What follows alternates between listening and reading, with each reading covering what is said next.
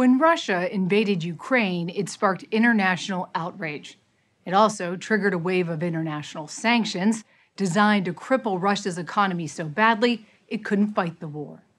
And yet, 2.5 years later, the fighting continues, and the International Monetary Fund predicts this year Russia's economy will grow over 3%, more than the U.S. and Europe.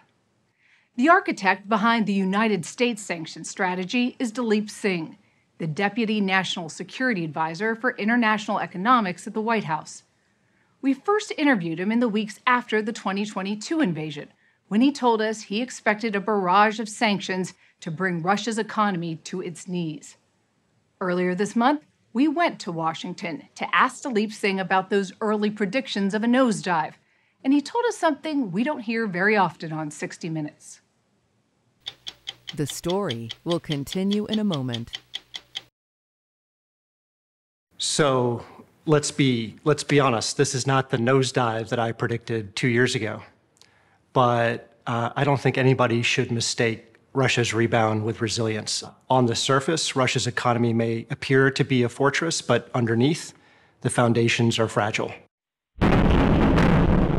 Hours after the invasion, the U.S. began striking that foundation.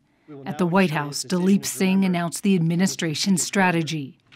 Today, we impose an unprecedented package of financial sanctions and export restrictions. Within 72 hours, the U.S. and its allies blocked Russia's central bank from accessing $300 billion it stashed around the world. Then froze the foreign bank accounts of dozens of Russian billionaires, later seizing their trophies for good measure. Since then, 45 countries have directed over 5,000 sanctions at Russian targets, everything from diamonds and semiconductors to Vladimir Putin himself. And yet, the war is still raging. The Russian economy is growing.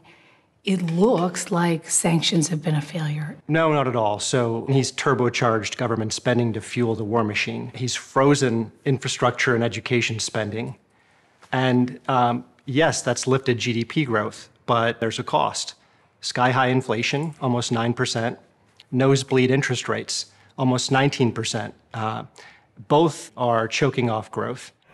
But the sanctions have not been able to curb the flow of cash from the Kremlin's most valuable asset, oil.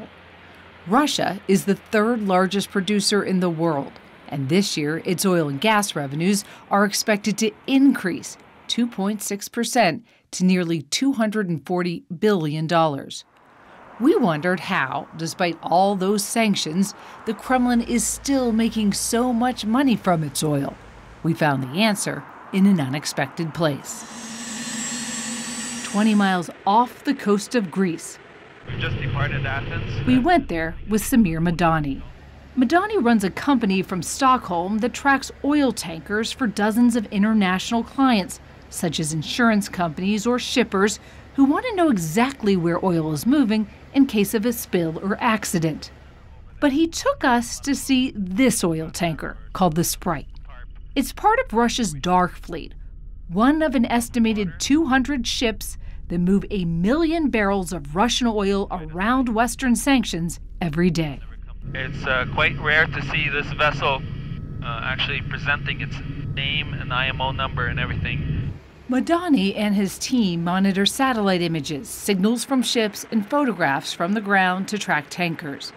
He told us one day in January 2023, he noticed something suspicious on his dashboard. A tanker sending signals from a port in Japan, a country that doesn't export crude oil. That didn't make sense. So I was able to review that with satellite imagery and saw that there was no vessel at the port.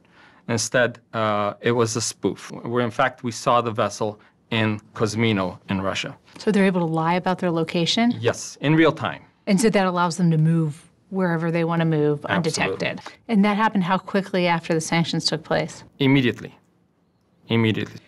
When you're sitting at your dashboard and you're watching all of this, what makes you know that's part of the Dark Fleet? Yeah, the ownership will change. The vessel age is beyond 15 years. That's a red flag. And so these vessels were supposed to be scrapped, and then somebody makes a bid in the last minute with $1 million and gets to extend the life of this tanker.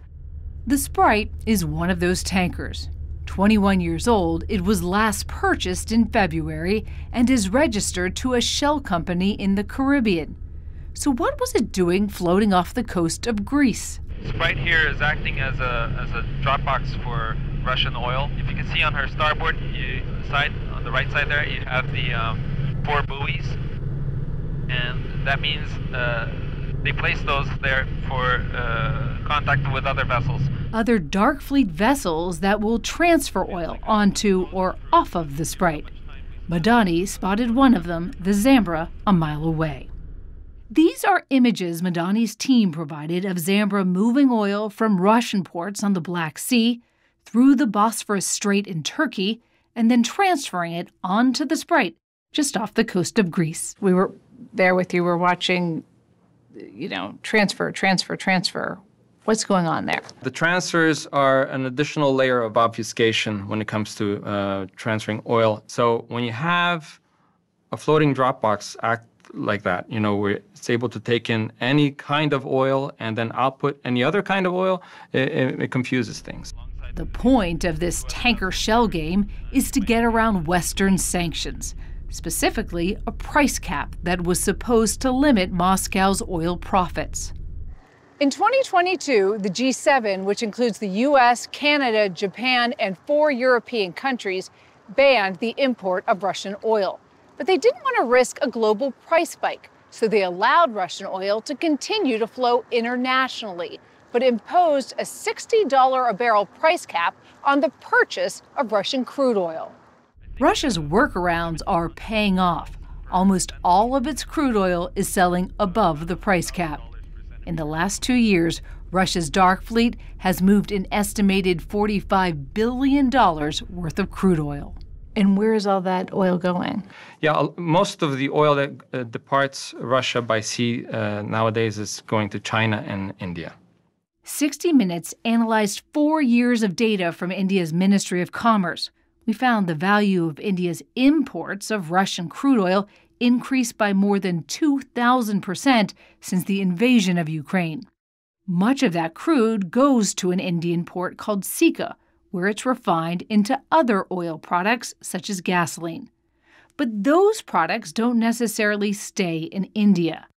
Sam Madani helped us track a tanker of refined products from India's port around the tip of Africa, across the Atlantic Ocean, and ultimately here to New York. We saw the ship coming from India into the New York harbor. How often is that happening? It happens around twice a month. And they bring in around 500,000 barrels of refined product, fuel. So is the Russian crude oil untraceable? After it becomes refined, it's untraceable, yeah. The U.S. Treasury has sanctioned 38 Russian dark fleet tankers, but Sam Madani says he's identified 170 others that are still active, moving Russian oil. They're not doing it in the middle of the night. They're doing it in broad daylight. How do you stop that? First, identify them. Second, let them know that they are subject to our sanctions. And then 3, deliver those sanctions. Any player in Russia's shadow fleet network would be subject to our sanctions. Why not do it right now? What we're trying to balance right now is to continue to move the global oil market into balance, to continue to have a downward movement in the level of inflation across the world, and to sustain unity. We can't sanction Russia's shadow fleet by ourselves. So there's a diplomatic component to this too. And this is about stamina more so than it is about shock and awe. There's another market the U.S. is trying to keep in balance: American nuclear energy. The U.S. is still paying Russia $1 billion a year for enriched uranium to help fuel 94 nuclear reactors that provide about a fifth of America's energy needs. In May, Congress took notice and banned the import of Russian enriched uranium. But the ban won't go into full effect for 4 years. Does the U.S. have the capacity right now that it needs for enriched uranium? No, so unfortunately, about 25% of it to 30% has been imported from Russia. We don't have it. Right, we are dependent. That's because the United States stopped making enriched uranium a decade ago. Amir Vexler runs Centrus Energy. Last year, Centrus began enriching uranium inside this Piketon, Ohio facility, the only American company with that capability. Vexler showed us how it's done. Those 40-foot-tall centrifuges spin uranium gas until it's enriched and can be used as nuclear fuel. But these 16 centrifuges can only make a fraction of the enriched uranium the U.S. needs. See those squares on the ground? Those are placeholders for 11,000 more centrifuges Centrus wants to build. And how long, in the best-case scenario, would it take to get those up and running? It will take about 6 to 7 years to get to full capacity. And to not be reliant on Russia. That is correct. In Russia, businesses quickly pivoted. When Western companies left the country at the start of the war, Russian versions replaced them. Starbucks with Stars Coffee, Zara with Mog, Coca-Cola, Dobry Cola. Even authentic Western products, such as the latest iPhones, are still getting into the hands of Russians. When we first started hearing about sanctions against Russia, we anticipated seeing, bread lines in Moscow. Has that happened? In a word, no. Most goods that Russians would have accessed before the war are available now. Richard Connolly is an associate fellow at the Royal United Services Institute in London and a specialist on the Russian economy. Sanctions prohibit the sale of Western cars to Russia, Mercedes or Chryslers. But a lot of them are still making their way to Russia via third parties, like Georgia in the South Caucasus or Kazakhstan or China. Now, of course, if you're going to have to send an American or a German car on this roundabout route to reach Russia, the price of that car when it's sold is much higher than it was before the war.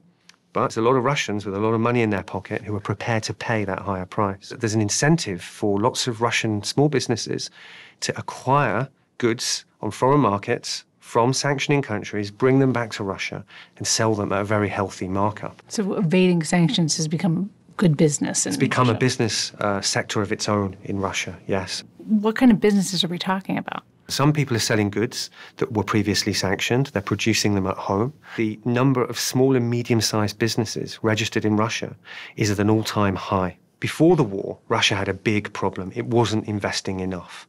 But since the war began, the single biggest source of investment is in trade and logistics. It almost sounds like, from an economic perspective, that the war's the best thing that's happened to Russia. It's certainly changed the economic trajectory. This is the fastest it's grown for a consecutive period in over a decade and a half. Whether they can sustain that over time is, of course, the big question. It's possible that they may confound expectations in the future as well.